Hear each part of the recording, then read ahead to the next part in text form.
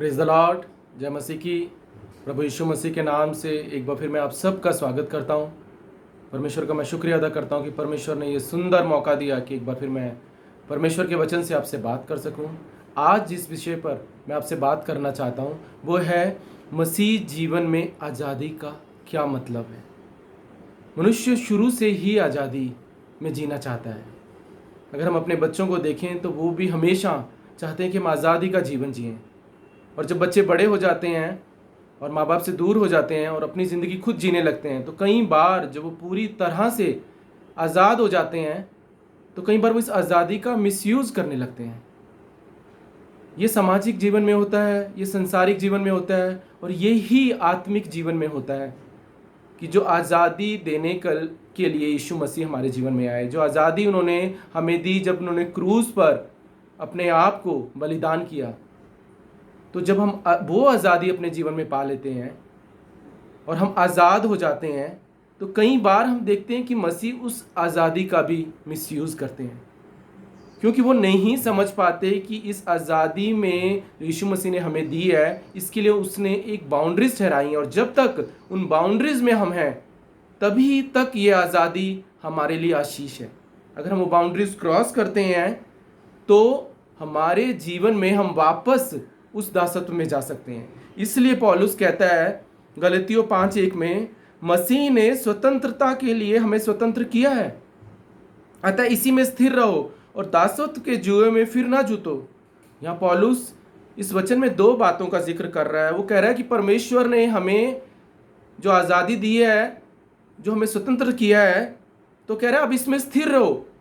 यहाँ पर वो कह रहा है इसमें बने रहो, और अगर इसमें नहीं बने रहोगे तो आप वापस उस दासत्व के जुए में जा सकते हो।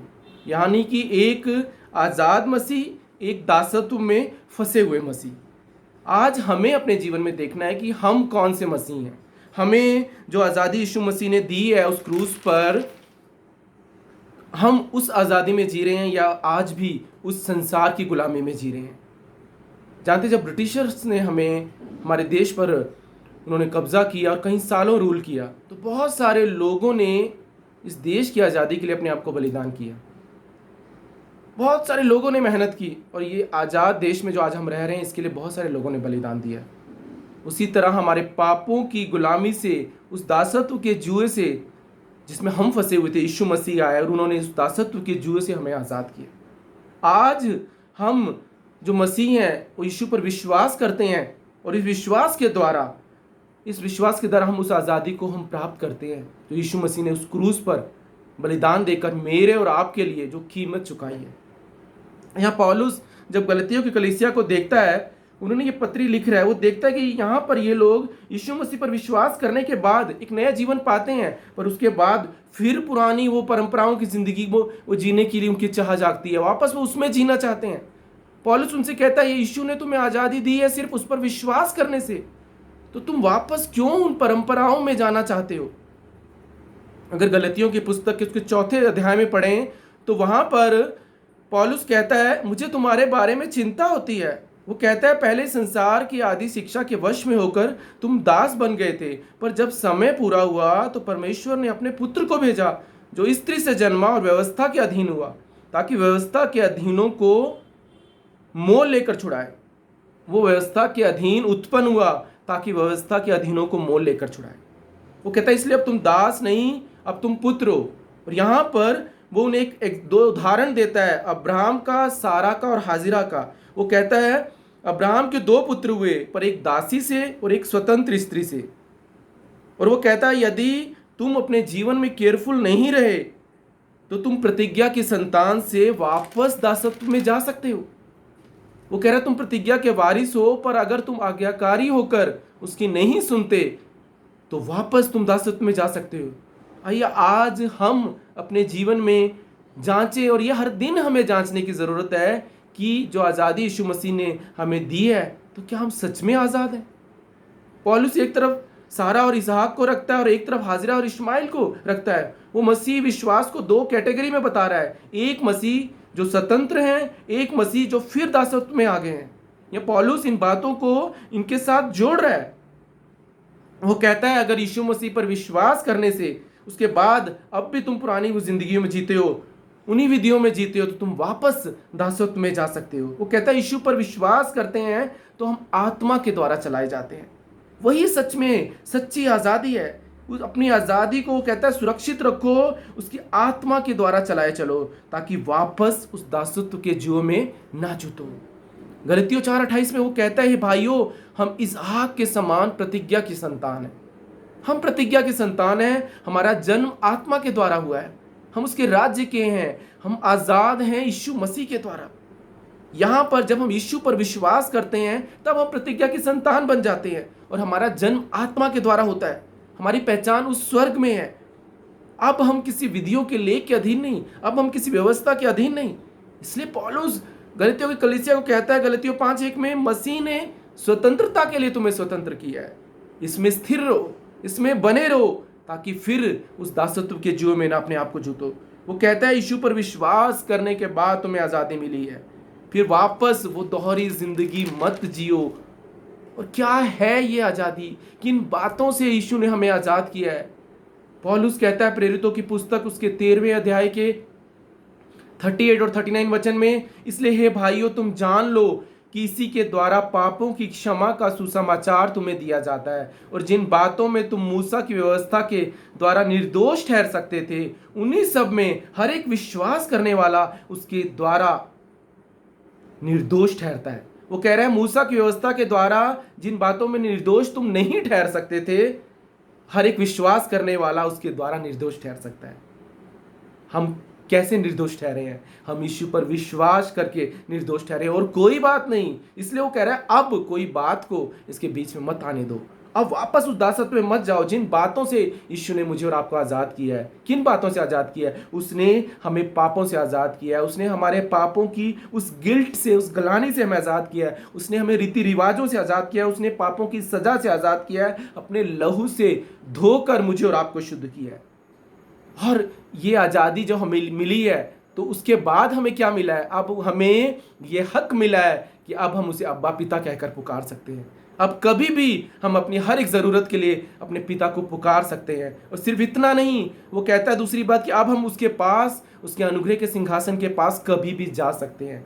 इब्रानियों 4:16 में वो कहता है अब आओ हम उस अनुग्रह के सिंहासन के पास हियाव बांध कर चलें कि हम पर दया हो, और वह अनुग्रह पाएं जो आवश्यकता के अनुसार हमारी सहायता करे। अब हम उसके अनुग्रह के सिंहासन के पास जा सकते हैं, अब हम उसे अब्बा पिता कहकर पुकार सकते हैं, और अब हम आज़ाद हैं उस मौत के भय से। इसलिए वो कहता है हे मौत तेरा डंक कहाँ रहा, क्योंकि यीशु मसीह ने उस मौत को हरा दिया उस कलवरी के क्रूस पर। आज हम आज़ाद हैं मौत के भय से, आज हम आज़ाद हैं झूठी पहचान से, और हमें बचना है कि आज भी कहीं हम उस झूठी पहचान के पीछे तो नहीं जा रहे। आज अगर हम अपने जीवन में जितने सालों से हम प्रभु में आए, अगर हम कलीसियाओं को देखें तो आज कलीसियाएं भी झूठी पहचान के पीछे चल रही हैं। आज कलीसियाओं में कॉन्फ्लिक्ट्स है आपस में कि ये आत्मिक कलीसिया है, ये कलीसिया बड़ी है, ये कलीसिया छोटी है, ये कलीसिया इसकी है, ये कलीसिया उसकी है। वो कहता है कि मसीह में हमारी एक ही पहचान है, हम सब मसीह में एक हैं। अगर हम आत्मा की अगुवाई वाली किसी भी कलीसिया में जाते हैं तो हमें झूठी पहचान से बचना है। कौन चर्च में बड़ा है, कौन चर्च में छोटा है, हम सबको मोल लेकर खरीदा है यीशु मसीह ने अपने बेशकीमती लहू के द्वारा। हम सब एक हैं यीशु मसीह में। हमें नहीं पता कि हमें जो फंसाने वाला शैतान है वो हमें मौका ढूंढता है कि किस तरह हमें वापस उस दासत्व के जुए में फंसा दे। हमें बड़ा केयरफुल रहना है, हमें हर दिन वचन को पढ़ना है, उसे समझना है, आत्मा की अगुवाई में चलना है, अपनी बाउंड्रीज को जानना है। सच्ची आज़ादी उस बाउंड्रीज के अंदर है जो आज़ादी यीशु मसीह हमें देने आए। और मैं आज आपसे कहता हूं कि आपकी इस आज़ादी को कोई नियंत्रित ना करे। कोई भी चीज़ आपको पता होना चाहिए, आपको वचन पता होना चाहिए। वचन ही आपको सीमाएं बताएगा, वचन ही आपको सच्ची आज़ादी में बनाए रखेगा, वचन ही आपकी राहों का उजियाला बनेगा। वही बताएगा अगर जब तुम गलत ट्रैक में जाओगे कि यह मार्ग है, इस पर चलो। हमें अपने बच्चों को भी इस वचन की वैल्यूज़ को बताना है। कई बार हम बच्चों को बाउंड्रीज बताते हैं कि ये करो, ये मत करो। हम ज़्यादा बाउंड्रीज बताएंगे ना तो बच्चे उस बाउंड्रीज को तोड़ देंगे। पर अगर हम उन्हें वचन की वैल्यूज़ बताएंगे ना, तो जिस दिन वो वैल्यूज़ जान जाएंगे ना, तो अपने आप उस बाउंड्रीज में रहना सीख जाएंगे। गलतियों 5:6 में इसलिए पौलुस कहता है मसीह में ना खतना न खतना रहित कुछ है, परंतु केवल विश्वास से जो प्रेम के द्वारा प्रभाव डालता है। वो कह रहा है दो चीजें ही प्रभाव डालती हैं, केवल विश्वास जो प्रेम के द्वारा प्रदर्शित हो। विश्वास और प्रेम एक ऐसा पिलर है जिस पर मसीह विश्वास टिका हुआ है। अगर इन दोनों चीजों के साथ कोई भी चीज आपके जीवन में बढ़ रही है तो आपके लिए खतरा है। आपको ये देखना है कि आपके जीवन में मसीह विश्वास और प्रेम के साथ कुछ और तो नहीं बढ़ रहा है। अगर आप कुछ और बढ़ रहा है तो आप इस आजादी को खो सकते हैं, आपके ऊपर खतरा है। और इस विश्वास और इस प्रेम में बने रहने के लिए आपको हर दिन उसके करीब आना है, उसकी हजूरी में बने रहना है। पौलुस कहता है गलतियों 5:2-5 में, देखो मैं पौलुस तुमसे कहता हूं यदि खतना कराओगे तो मसीह से तुम्हें कुछ लाभ नहीं होगा। फिर भी हर एक खतना कराने वाले को जताए दिए जाता हूं कि उसे सारी व्यवस्था माननी पड़ेगी। तुम जो व्यवस्था के द्वारा धर्मी ठहरना चाहते हो तो मसीह से अलग हो और अनुग्रह से गिर गए हो, क्योंकि आत्मा के कारण हम विश्वास से आशा की हुई धार्मिकता की बाट जोते हैं। वो कहता है सिर्फ यीशु पर विश्वास से हम आशा की हुई वस्तुओं की बाट जोते हैं। वो कह रहा है अगर तुम मसीह से अलग हो गए और कोई चीज तुम में और बढ़ने लग गई तो तुम अनुग्रह से गिर जाओगे। हमें यीशु के पास जब आना है तो सिर्फ विश्वास से आना है। विश्वास को छोड़कर अगर कोई भी बात आपके जीवन में बढ़ रही है, उसके प्रेम को छोड़कर कोई भी बात आपके जीवन में बढ़ रही है, तो पौलुस कह रहा है आपके ऊपर उस अनुग्रह से गिर जाने का खतरा है। यीशु ने हमें स्वतंत्रता के लिए स्वतंत्र किया है। उसने स्वतंत्रता में बने रहने के लिए हमें उस पर विश्वास करना है और उससे वही प्रेम करना है जो उसने हमसे किया, और वही प्रेम हमें दूसरों के साथ करना है। यीशु ने इसी आज़ादी का जिक्र किया यूहन्ना 8:32 में। वो कहते हैं तुम सत्य को जानोगे और सत्य तुम्हें आज़ाद करेगा। यूहन्ना 8:36 में यीशु कहते हैं इसलिए यदि तुम्हें पुत्र स्वतंत्र करेगा तो तुम स्वतंत्र हो जाओगे। हम प्रतिज्ञा की संतान हैं, हम आत्मा के द्वारा जन्मे हैं और यीशु के क्रूस के द्वारा हम आज़ाद हुए हैं। तो हमें क्या नहीं करना है इस आज़ादी में बने रहने के लिए? हमें शरीर के कामों से बचना है। पौलुस कहता है गलतियों 5:13 में, हे भाइयों तुम स्वतंत्रता के लिए बुलाए गए हो, पर ऐसा ना हो स्वतंत्रता शारीरिक कामों के लिए अवसर बने, वरना एक दूसरे से प्रेम करो, उस प्रेम से एक दूसरे की सेवा करो। कितना खूबसूरत वो कह रहा है कि स्वतंत्रता शारीरिक कामों के लिए अवसर ना बढ़े, पर वो कह रहा है कि स्वतंत्रता प्रेम से एक दूसरे को बढ़ाओ। क्या है शारीरिक काम? शारीरिक काम है हमारा पुराना जीवन, हमारा पुराना स्वभाव। इसी के बारे में पौलुस कहता है गलतियों 2:20 में, मैं मसीह के साथ क्रूस पर चढ़ाया गया हूं, अब मैं जीवित नहीं रहा, पर अब जो मैं शरीर से जीवित हूं तो केवल विश्वास से जीवित हूं जो परमेश्वर के पुत्र पर है, जिसने मुझसे प्रेम किया और मेरे लिए अपने आप को दे दिया। पौलुस कहता है अब मैं शरीर की अभिलाषाओं पर नहीं, पर केवल विश्वास से जीवित हूं। 1 कुरिन्थियों 6:17 में पौलुस कहता है जो प्रभु की संगति में रहता है वह उसके साथ एक आत्मा हो जाता है। कितनी अद्भुत बात है, जब हम उसकी संगति में रहते हैं तब हम उसके साथ एक आत्मा हो जाते हैं। अगर हम परमेश्वर की संगति में रहते हैं और उसके साथ एक आत्मा होते हैं, और जब हम शरीर की संगति में रहते हैं तो क्या होता है? रोमियो 17:19-20 में पौलुस कहता है तब क्या होता है, जिस अच्छे काम की मैं इच्छा करता हूं वो मैं नहीं करता, परंतु जिस बुराई की मैं इच्छा नहीं करता वही किया करता हूं। अतः यदि मैं वही करता हूं जिसकी इच्छा नहीं करता, तो बोलता है उसका कराने वाला मैं नहीं रहा, परंतु जो पाप मुझ में बसा हुआ है। वो कह रहा है कि मैं अच्छे काम करना चाहता हूं पर मैं नहीं करता, और गलत काम मुझसे हो जाते। क्यों होते हैं? क्योंकि जो मेरे अंदर जो पाप बसा हुआ है ना, वो मुझसे ये कराता है। रोमियो 7:21-22 में आगे वो कहता है इस प्रकार ये व्यवस्था में मैं ये पाता हूं, जब भलाई करने की इच्छा मैं करता हूं तो बुराई मेरे सामने आ जाती है। क्योंकि मैं भीतरी मनुष्यत्व से तो परमेश्वर की व्यवस्था से बहुत प्रसन्न रहता हूं, परंतु मुझे अपने अंगों में दूसरे प्रकार की व्यवस्था दिखाई पड़ती है जो मेरी बुद्धि की व्यवस्था से लड़ती है और मुझे पाप की व्यवस्था के बंधन में डालती है जो मेरे अंगों में है। जब हम मसीह में जो आज़ादी हमें मिली है, अगर हम परमेश्वर की संगति में रहते हैं तो हम उसके साथ एक आत्मा रहते हैं। पर जब हम शरीर की संगति में रहते हैं तो कहता है जो शरीर के अंग है ना, ये मुझे पाप में डालते हैं। मैं सब आपसे कहता हूँ कि शरीर के अंगों की अभी कभी परवरिश मत करें, इन्हें कभी चारा मत दें, इनके साथ कभी एक मन हो। यही तुम्हें पाप में गिराएंगे, तुम्हारे शरीर के अंग। कोई नहीं गिराएगा। आप कहते हो मुझसे गलती हो जाती है क्योंकि जो आपके अंदर पाप छुपा हुआ है वही आपसे गलती कराता है। आप कहते हो कि मैं अच्छाई करना चाहता हूं पर बुराई हो जाती है क्योंकि आपकी जो शरीर के अंग हैं उनको आप पोषण देते हो और वही आपसे पाप करवाते हैं, वही आपसे गलती कराते हैं। आपकी इच्छा अच्छाई की होती है फिर भी आप नहीं कर पाते।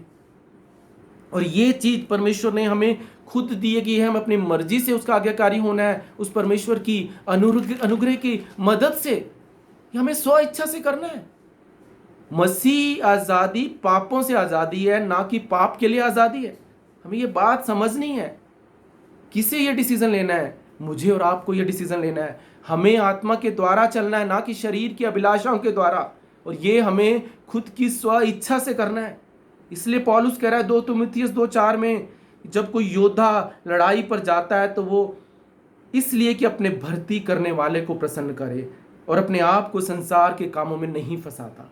या पौलुस कह रहा है एक योद्धा सिर्फ जब युद्ध में जाता है तो अपने भर्ती करने वाले को प्रसन्न करता है और अपने आप को संसार के कामों में नहीं फंसाता। और मेरा और आपका भर्ती करने वाला कौन है? किसने मुझे और आपको परमेश्वर के राज्य में भर्ती किया है?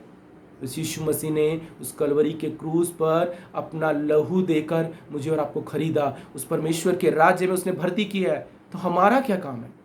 हमारा एक ही काम है कि हमारे भर्ती करने वाले को हमें प्रसन्न करना है और इन शरीर के कामों से हमें बचना है। इस संसार के कामों में अपने आप को नहीं फंसाना है। पौलुस कह रहा है कि मैं, वो जो योद्धा है वो अपने भर्ती करने वाले को पसंद करता है, वो उसको प्रसन्न करता है। अरे हमारा भर्ती करने वाला तो हमारा वो खुदा है जिसने हमें उस गुलामी से आज़ादी दी। आज हम पाप से आज़ाद है क्योंकि यीशु ने कलवरी के क्रूस पर मेरे और आपके लिए लहू बहाया है। होने दे कि हम भी अपने भर्ती करने वाले को प्रसन्न करें। हम वो योद्धा बने जो अपने प्रभु को प्रसन्न करने वाले बने और अपने आप को इस संसार के कामों में ना फंसाएं। इसलिए पौलुस कहता है केयरफुल रहो, सावधान रहो, बुद्धिमान बनो। गलतियों 5:13 में वो कहते हैं भाइयों तुम स्वतंत्र होने के लिए बुलाए गए हो, पर ऐसा ना हो कि तुम्हारी स्वतंत्रता शारीरिक कामों का अवसर दे, वरना प्रेम से एक दूसरे की सेवा करो। हाँ, ये जो आज़ादी मुझे और आपको मिली है वो आज़ादी में हम खुदा की संगति में बने रहें, आत्मा के द्वारा चलाएं और अपने शरीर को खुश ना करें, पर अपने भर्ती करने वाले अपने उद्धारकर्ता यीशु मसीह को प्रसन्न करें। अपने आप को उस खुदा के हाथ में सौंपें, उसकी हजूरी में रहना सीखें, ताकि हम आत्मा के द्वारा चलाए जाएं, ताकि जो सच्ची आज़ादी यीशु मसीह ने मुझे और आपको दी है उसमें हम बने रहें, उसमें हम स्थिर रहें और उस आशीषित जीवन को जिएं जो जीवन देने के लिए यीशु मसीह है। मैं विश्वास करता हूँ आज के वचन के द्वारा आपने आशीष और बरकत पाई है। परमेश्वर आपके जीवन में सदा अपना हाथ बनाए रखे। आमीन, आमीन।